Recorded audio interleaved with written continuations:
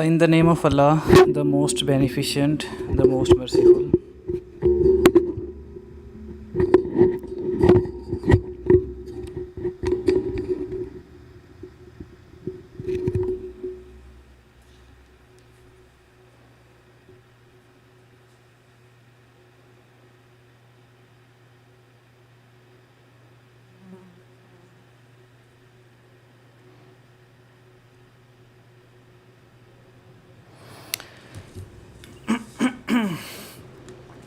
So, right now we are starting our today's class. The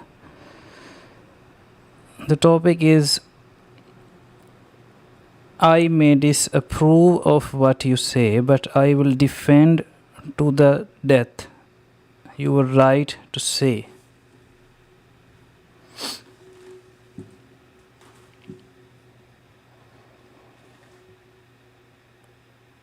This topic is all about the significance and importance of freedom of speech and expression, particularly the specific domain of value of dissent.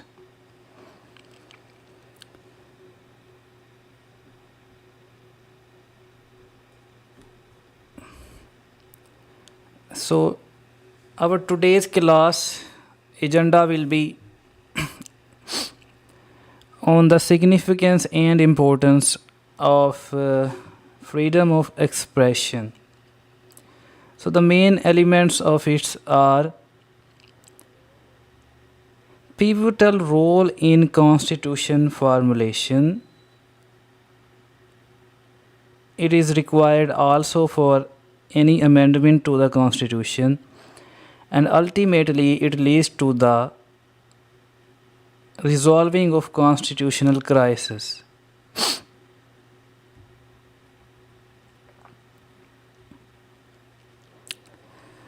So, how the freedom of expression plays its part in constitution formulation?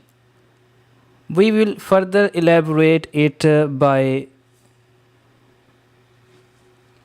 analyzing some historical examples.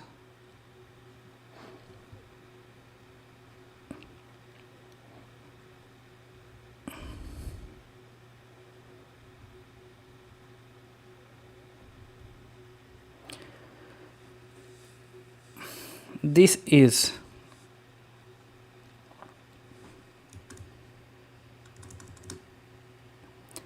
a formulation of constitution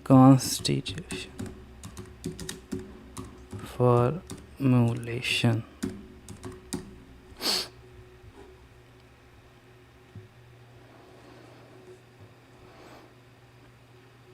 So the first thing is the origin on which the newly constitution would be based.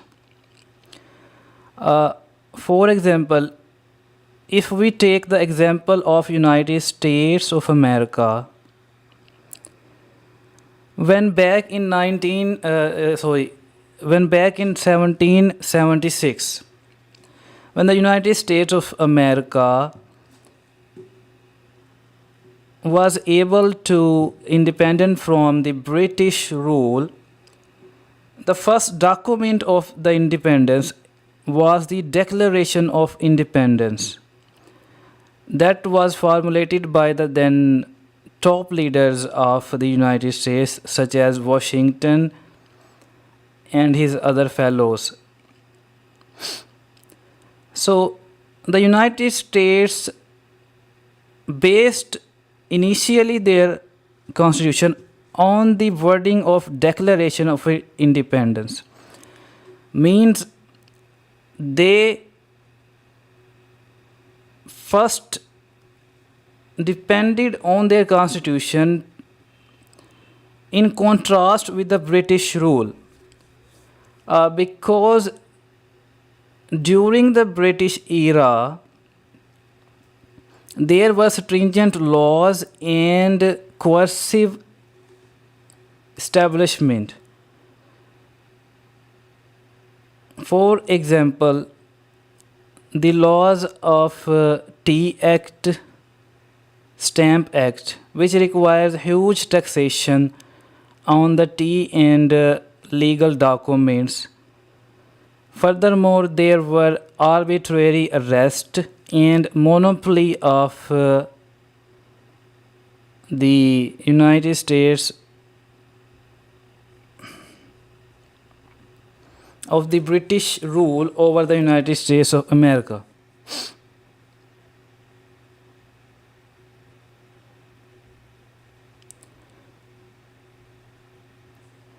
So, the United States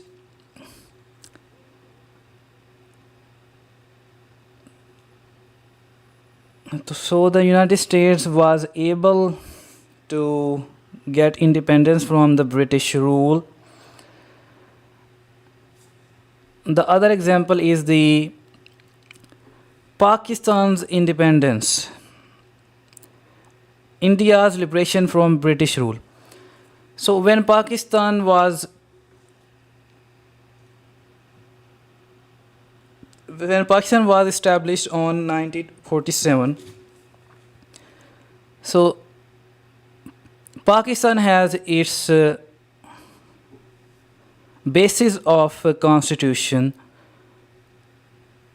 on the vision of Iqbal and Qaid, meaning two-nation theory. So Pakistan's constitution had to differ from that of India because India is a separate nation, while Pakistan, due to its Muslim population, was a separate nation. Hence, Pakistan has to formulate its constitution differently from that of the India. So in both of these examples, United States of America and Pakistan, all of these bases of constitution were based on the freedom of speech and expression. For example, Iqbal views and poetry are the examples of freedom of expression, due to which Pakistan legated the opinions regarding the constitution of nation and state.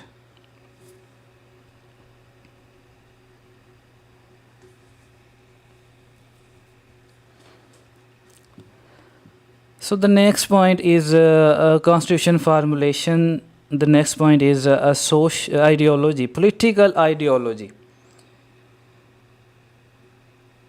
So when a nation is formulating its constitution, it has to decide whether it should be based on a socialist thought, or it should be based on capitalism thought, or it would be based on libertarian thought.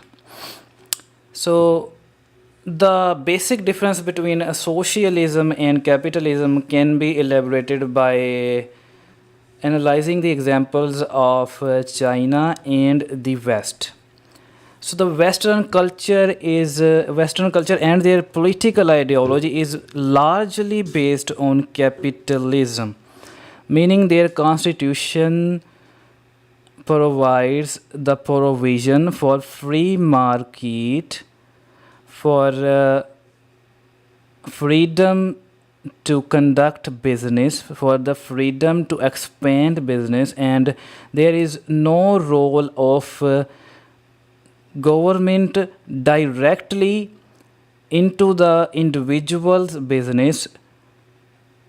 The role of government is only the taxation and the particular regulation that should be enacted so that peace of a nation can be established.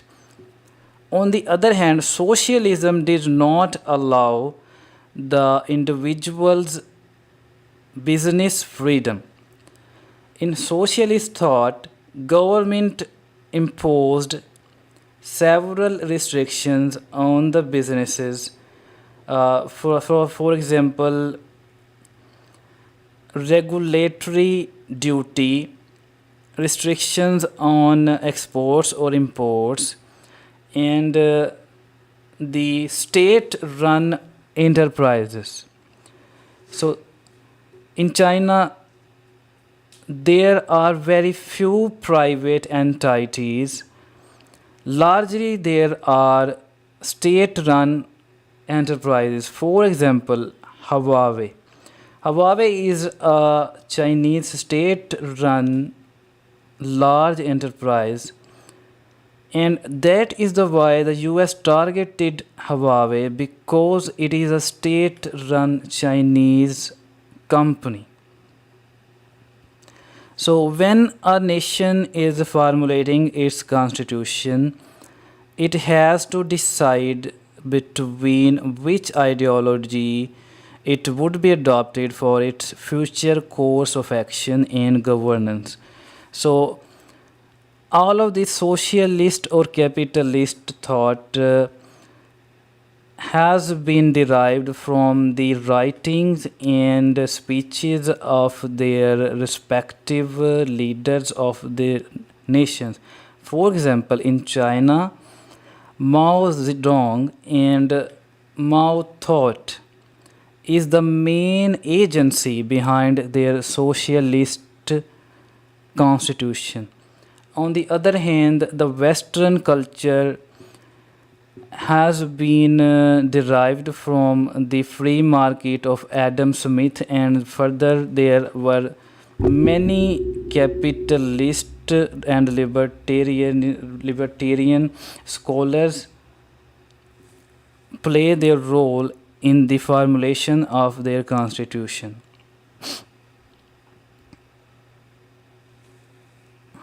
So the next point is ethnic differences. Viewers,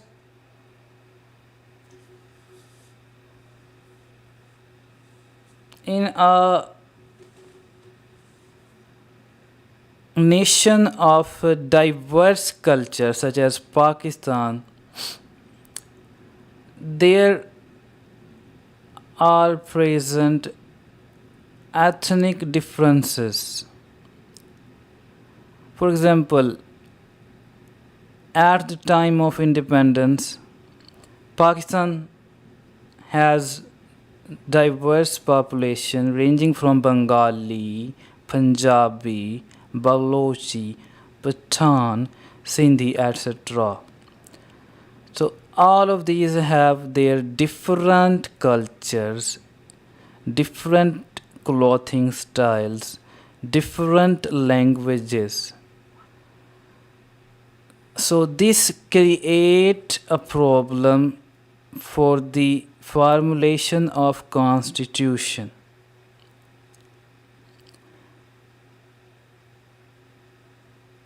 Because if the constitution is based on one particular ethnicity, then the other ethnic group would feel alienated. Alienation is a concept, we will further elaborate it in our next videos. So the point of ethnic differences in constitution formulation can be resolved by freedom of speech. For example, the United States Bill of Rights. The United States Bill of Rights provides freedom to express, freedom to assembly, freedom to opinion, freedom to expression, etc. so that in future any of the culture that existed in a nation can be can raise their voice for their grievances.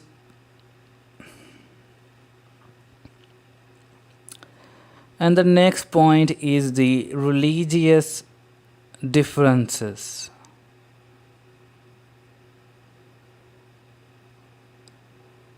This is a very easy concept because there are differing opinions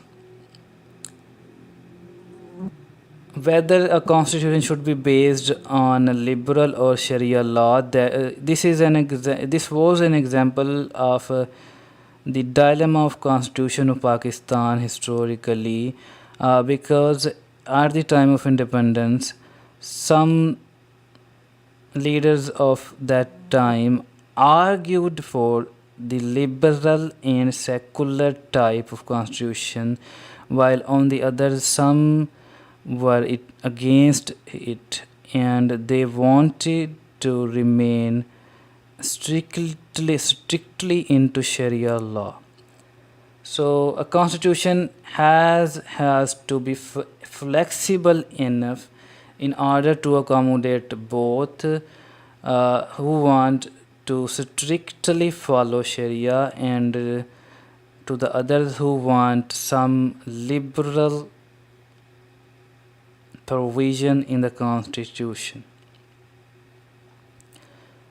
So all of these four contentious points, such as origin, ideology, ethnic differences, and religious differences, can be resolved by the freedom of opinion.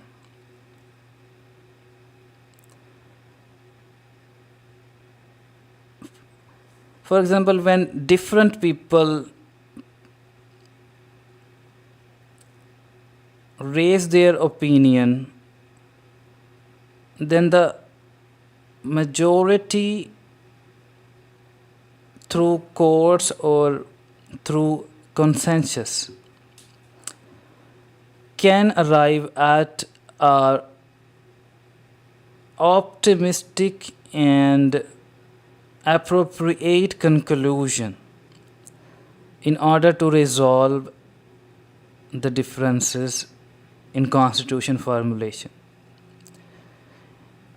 On the other hand, if the freedom of expression is not allowed, then the constitution formulation cannot be able to solve these four contentious points, because for example, in a monarchy or in a despotic rule or in a dictatorship, the dictator will guide all of these 4 points, whether the constitution would be based on origin, ideology, ethnicity, or religion. And there is no room for any consensus. And this can lead to a distorted nation such as Russia, because in Russia there were no historical true democracy existed. There were despotic leaders, for example Nazi party and Stalin party and the others. They used the socialist maneuvers in order to command